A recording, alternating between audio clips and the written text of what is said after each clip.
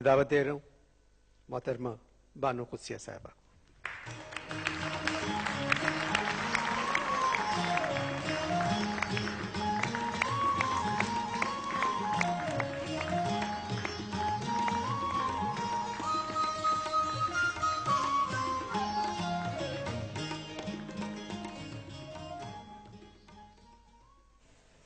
مجھے سمجھ نہیں اس وقت آ رہی کہ میں ذہنی طور پر، نفسیاتی طور پر اور قلبی طور پر یہاں موجود نہیں ہوں.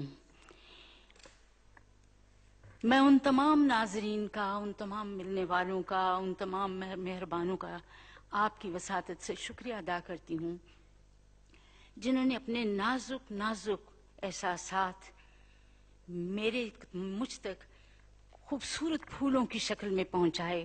ان سب کا شکریہ جو میرے غم میں شریک ہوئے، اور آپ تمام لوگوں کا بھی شکریہ جو اپنی مصروفیات چھوڑ کر، اتنی مصروف زندگی جو آج کی ہو گئی ہے اسے چھوڑ کر یہاں آئے اور اشفاق احمد کو نذرانہ پیش کیا اپنی عقیدت کا اور میری دلجوئی کی. بہت بہت شکریہ. میرے پاس آپ لوگوں سے بہتر کہنے کو کچھ نہیں ہے. میں فقط ایک دو اعترافات کروں گی. میں آپ سب کے سامنے یہ اعتراف کرنا چاہتی ہوں کہ اشفاق احمد میری چادر بھی تھے اور چار دیواری بھی. اشفاق احمد نے مجھے لوگوں کے مابین ہمیشہ اس طرح رکھا جیسے وہ حجاب ہوں. انہوں نے میرے رشتہ داروں کے ساتھ مجھے ایسے مابین رکھا کہ شرم و حیا دونوں طرفین کی قائم رہے. دوستوں میں اور بہی خواہوں کے درمیان جب میں ہوتی، وہ درمیان میں ایک ریشمی پردہ بن جاتی. اشفاق احمد کے جانے کے بعد مجھے کئی باتیں سمجھ آئی ہیں. اب میرے سامنے ہٹو بچو کہتا ہوا، ہوشیار بادب باملحظہ کہتا ہوا 2.5 قدم آگے چلنے والا آدمی نہیں ہے.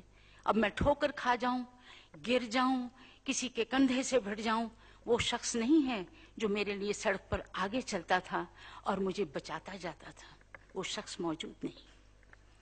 آج مجھے پتہ چل گیا ہے، جب میرے گھر پہ ٹیکس کے کاغذات آتے ہیں، کبھی کبھی کو وارنٹ اور سمن بھی آ جاتا ہے قانونی قسم کا، پھر میرے پاس وہ بل آ جاتے ہیں جو بجلی کے زائد بل ہوتے ہیں، پھر وہ میرے پاس وہ منی آرڈر بھی آ جاتے ہیں جن کے نیچے لکھا ہوتا ہے اشفاق احمد. مجھے پتہ نہیں منی آرڈر کیا ہوتا ہے.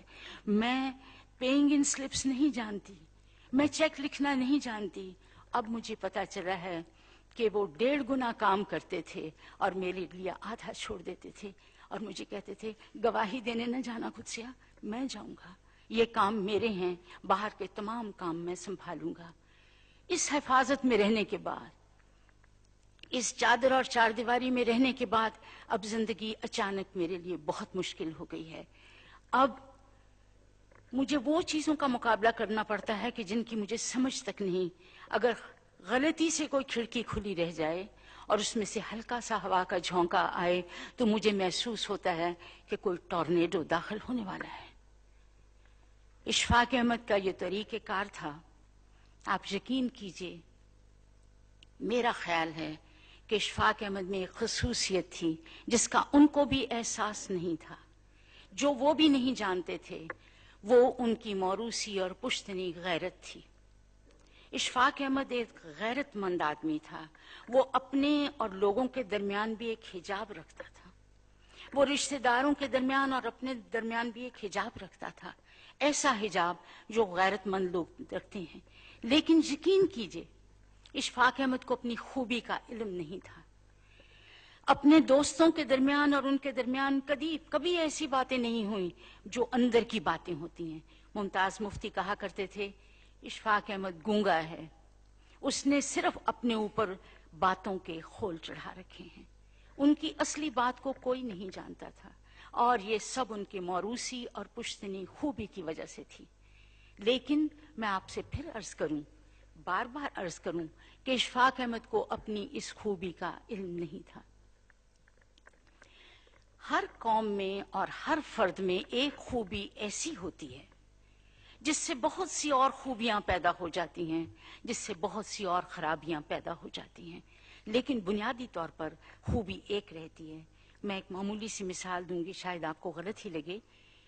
کبھی آپ نے سائیکل کا پہیہ دیکھا ہوگا، اس کے درمیان میں ایک ہب ہوتا ہے جس سے ساری اسپوکیں جڑی ہوئی ہوتی ہیں، اور جس ہب کے زور پر وہ ساری اسپوکیں چلتی ہیں اور سائیکل کا پہیہ چلتا ہے۔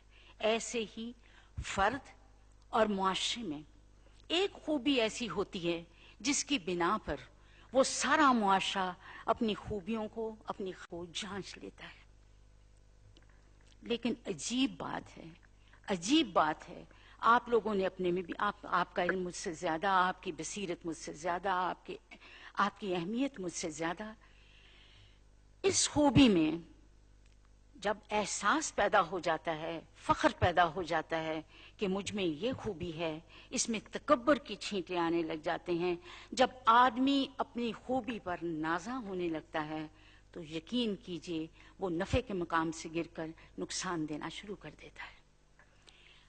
میں نے انہیں جب بھی دیکھا، اپنے لیے انہوں نے کبھی دستے سوال بلند نہیں کیے، نہ انہوں نے کسی مانگا، نہ انہوں نے کسی سے کہا مجھے یہ ضرورت ہے۔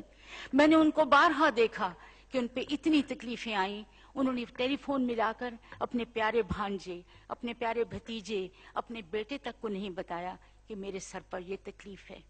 لیکن اس کے ساتھ ہی اگر کبھی انہیں کوئی چھوٹی سی تکلیف کسی اور شخص کی ملی تو انہوں نے کاسہ گدائی اٹھا لیا اور باہر دفتروں کے باہر بیٹھے رہے کہ اس آدمی کا کام کرا دوں۔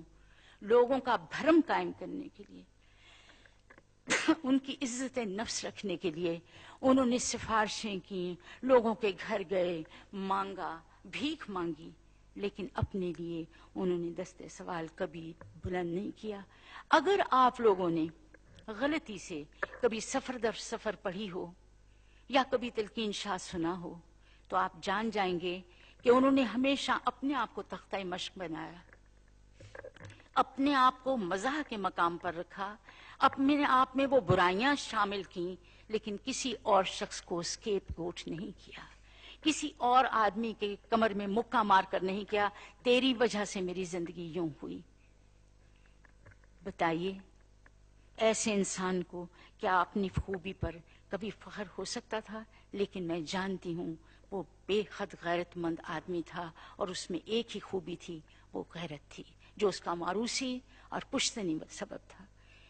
یاد رکھیے، ایسے لوگ گلی گلی کہاں، ایسے لوگ ہر عہد میں اور ہر پود کی قسمت میں کہاں، اور مجھ جیسی بھاگوان عورت بھی کہاں جس کی چادر اور چار دیواری اس کا شوہر تھا۔ اللہ آپ کو آسانیاں عطا فرمائے اور آسانیاں تقسیم کرنے کا شرف عطا فرمائے۔ اللہ حافظ۔